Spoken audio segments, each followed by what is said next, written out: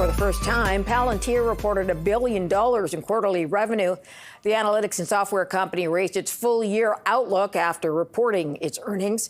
Let's gain more insight now from Dan Ives, Global Head of Technology, Managing Director, Senior Equity Analyst at Wedbush Securities. Dan, thanks for joining us today. Great to be here. So the company's gaining on U.S. government contracts. How much money is flowing to Palantir from Washington? I mean, actually, most of, the incremental growth, it's actually commercial. It's the enterprises. I mean, government is super strong. But I mean, when you think about the AI revolution, the use case, they're the gold standard. And I think Palantir, in my opinion, next 2 or 3 years, is going to be $1 trillion company. You mentioned there that it's going to be $1 trillion or could be $1 trillion market cap. Can you talk about what is ahead for this company that could take it there?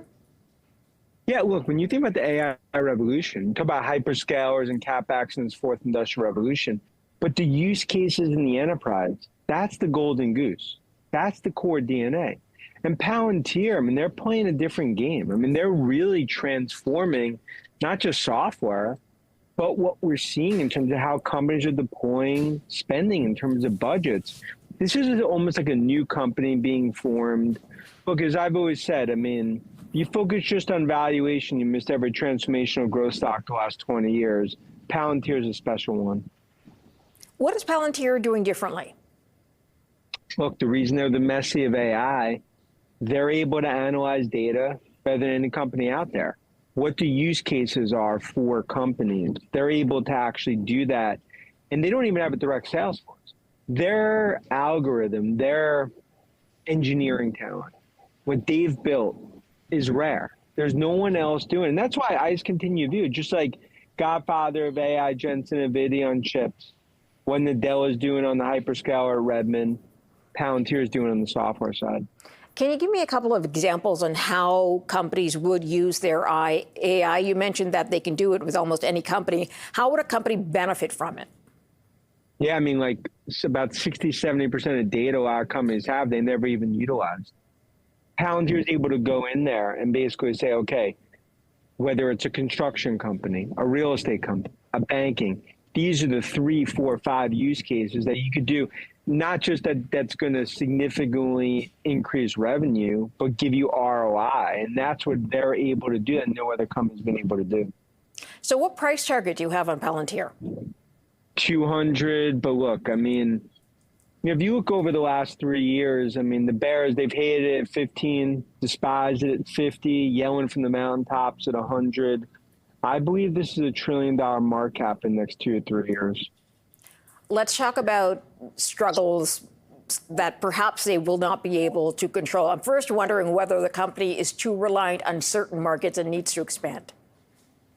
I mean, I actually think they're going to expand more and more. I mean, so if you think about their DNA, it was government. Commercial, they were just starting out. And now they're nascent relative to expanding into other verticals. So I view that more as the opportunity. Look, if you look at risk, obviously, government, those could be lumpy contracts. You have competitions that are going to come across the board. But I mean, Palantir, they continue to be miles ahead of anyone else. You talked a little bit about valuations and that companies, some are worried about that, the bubble bursting, that kind of thing. Do you have any concerns around that? None. I mean, I think we have another 2 to 3 years in this tech bull market. And we've talked about it. In the AI party, it was 9 p.m. a year ago. It's now 10 p.m. And that party goes to 4 a.m. And I think when you look at Palantir, they're going to be front and center on that dance floor along with Jensen, NVIDIA, Microsoft, and a lot of other big tech. We're talking about Donald Trump wanting to introduce a new tariff on semiconductors. He's talking about doing that within a week. We don't know what it looks like.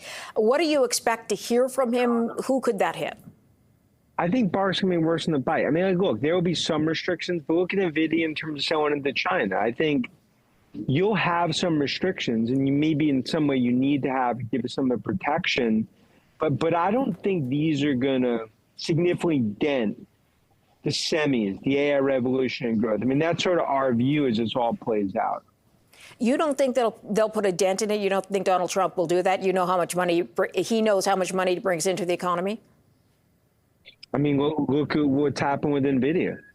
because they recognize the only way for the U.S. to stay ahead of China, you need chips to be able to sell into other countries, into the Middle East, into Asia. And that's why right now, for the first time in 30 years, the U.S. is ahead of China when it comes to tech, and especially when it comes to AI revolution. Think about NVIDIA, Microsoft, Palantir, big tech. And Trump administration knows that very well.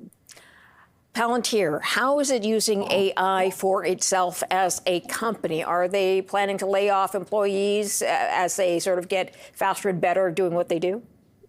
They're hiring. I mean, I think they've used it to build the technology moat, of course, operations, but now it's doing what they've done internally for other companies, for other clients. And look, that's why they're the Messi of AI. There's only one Palantir.